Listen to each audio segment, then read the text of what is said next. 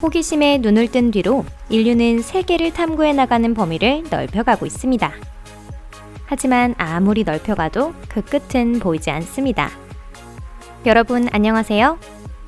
새로운 것을 배운다는 것, 참 재미있는 일이죠? 핵심을 파악하기 위해 열심히 연구할 준비가 되어 있어도 과학에는 어떻게 해도 해결할 수 없는 수수께끼들이 여전히 남아 있습니다. 우리가 어떻게 도울 수는 없을까요? 그럼 오늘 영상 시작해 볼게요.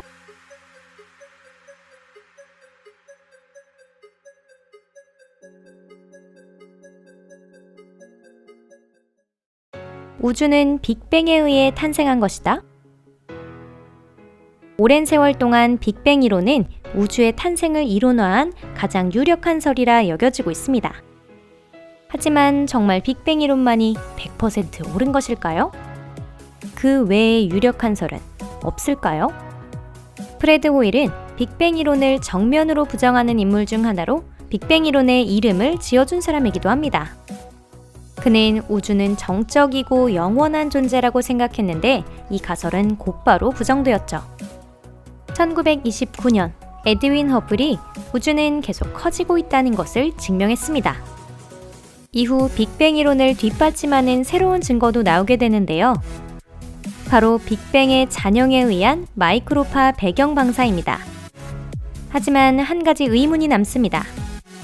1929년 제창된 이 허블의 법칙은 1990년에 뒤집히고 마는데요. 실제로 우주는 천천히 계속 커지고 있지만 물리학자 앨런 구스는 빅뱅 이론에 수정을 더했습니다. 우주는 처음에 엄청난 팽창을 한 뒤 현재는 여유롭게 움직이고 있다는 것입니다. 하지만 빅뱅 이론을 비판하는 학자가 말하듯 그것을 증명하는 것은 불가능하다고 합니다. 어쩌면 우주의 탄생을 밝히기 위해서는 또 다른 이론이 필요할지도 모르겠습니다. 어떻게 하면 지진을 예측할 수 있을까? 이제는 일반적이지만 대륙이 움직이고 있다는 생각은 비교적 최근에 밝혀졌습니다. 1912년이 되어서야 알프레트 베게너가 대륙은 항상 움직이고 있다는 설을 발표했습니다. 그리고 1960년에는 미국 해군이 당시 해저가 평탄하지 않고 윤기에 있다는 것을 발견했고 전문가들은 이를 통해 해저도 화산과 지진의 영향을 받는다는 것을 알게 됩니다. 이렇게 판구조론이라는 이론이 탄생하며 지구의 암석권이 광대한 규모로 움직이고 있다는 사실이 밝혀지죠. 그리고 지금은 두 개의 판이 움직이면서 지진이 발생한다는 생각이 일반화되어 있습니다. 활발한 지각운동이 벌어지고 있는 장소를 특정할 수는 있지만 언제 지진이 일어나는지까지는 알 수가 없다고 합니다. 예를 들어 전문가는 로스앤젤레스에서 곧 지진이 일어날 것이라고 예측할 수는 있지만 그것이 내일이 될 수도 있고 30년 후가 될 수도 있다는 것이죠. 어떤 원인으로 빙하기가 찾아올까? 어떤 원리로 빙하기가 오는지는 지금까지도 알려지지 않았습니다.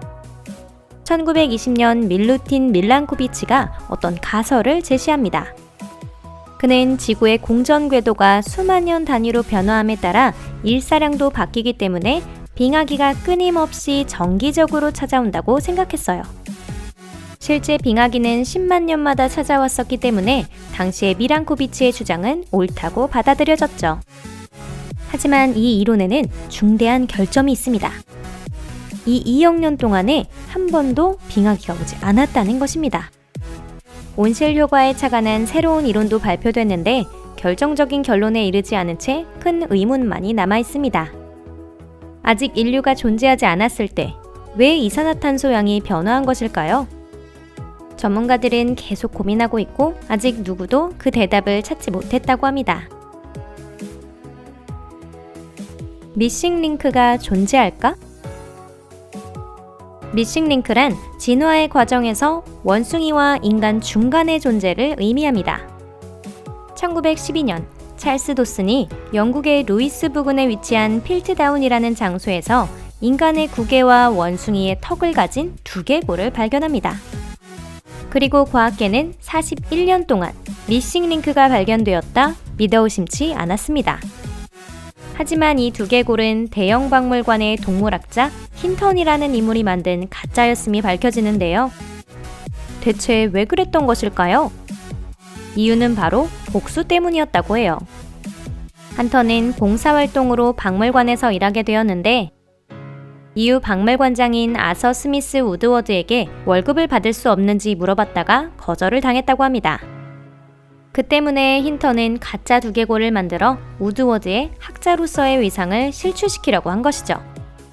하지만 이 계획은 잘 진행되지 않았습니다. 1956년 윌리엄 스트라우스가 네안데르탈인이 인류의 직접적인 조상이라는 가설을 발표했기 때문이죠. 하지만 새로운 화석의 연대 측정법이 등장하면서 인류와 네안데르탈인은 같은 시대에 살았으며 접촉도 하고 있었다는 사실이 밝혀졌습니다. 그리고 지금까지도 미싱 링크는 발견되지 않았습니다.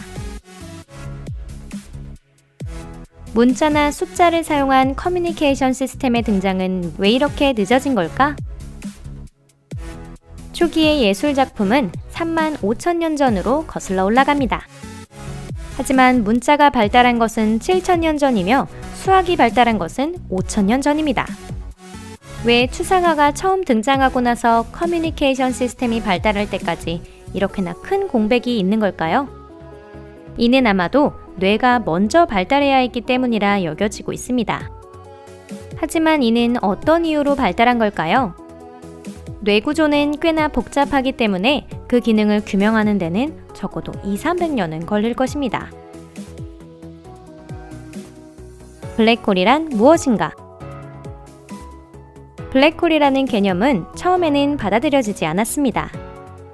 물리학자 아서 스탠리 에딩턴 경이 처음으로 블랙홀에 대해 들었을 때는 자연에는 질서가 있다.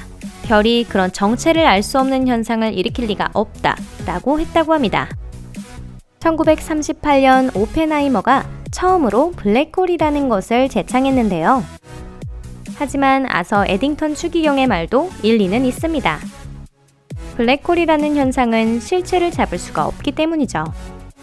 그렇기 때문에 블랙홀의 안쪽에서 무슨 일이 일어나고 있는지는 아무도 알 수가 없습니다.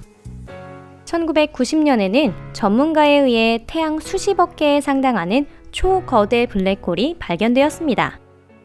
이 블랙홀은 타원 은하의 중심에 위치하고 있었는데요.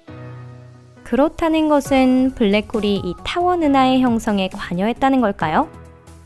안타깝게도 진실은 알 수가 없습니다. 블랙홀은 보거나 만질 수도 없을 뿐더러 직접 가서 볼 수도 없기 때문에 그야말로 수수께끼 그 자체인 거죠. 우주는 몇 살일까? 정확한 나이는 아무도 모릅니다. 80억이라는 사람도 있는가 하면 2천억이라는 사람도 있고 저마다의 주장에는 큰 차이가 있는데요. 가장 이해하기 힘든 것은 우주에서 가장 오래된 별보다 우주가 더 젊을지도 모른다는 사실입니다. 1994년에 실시된 조사에 따르면 우주는 80억 살이며 은하계에서 가장 오래된 별보다 더 젊다는 결과가 나왔습니다. 하지만 1999년에 진행된 조사에서는 1994년의 조사가 잘못된 것이라는 사실이 밝혀졌는데요. 아직 확신하기는 이릅니다. 최신 기술로 진행된 조사에서 우주는 상정된 크기보다 15% 작다는, 다시 말해 15%만큼 젊다는 것이 판명되었기 때문이죠. 이 결과가 맞다면 우주보다 낡은 별이 존재한다는 뜻이 됩니다. 이건 정말 맞는 내용일까요? 아마 우리는 물리 법칙을 근본적으로 이해하지 못하고 있는 것인지도 모르겠네요. 우주는 어떻게 끝을 맞이할 것인가? 어떤 가설에 따르면 우주는 어느 때를 기점으로 축소하여 원자와 비슷한 사이즈까지 줄어들고 또다시 빅뱅이 일어나며 우주가 탄생할 것이라고 합니다. 한편 다른 가설도 존재하는데요. 우주는 무한히 팽창하면서 은하가 점점 떨어져 나간다는 것입니다. 그렇게 되면 최종적으로 별은 에너지를 다 쓴 후엔 아무것도 남지 않을 것이라 하네요. 오늘 영상은 여기까지입니다. 마음에 드셨나요? 여러분을 놀라게 해드리거나 뭔가 새로운 발견을 함께하는 것은 언제나 즐거운 일입니다. 그럼 저는 다음 새로운 영상에서 찾아뵐게요. 안녕히 계세요.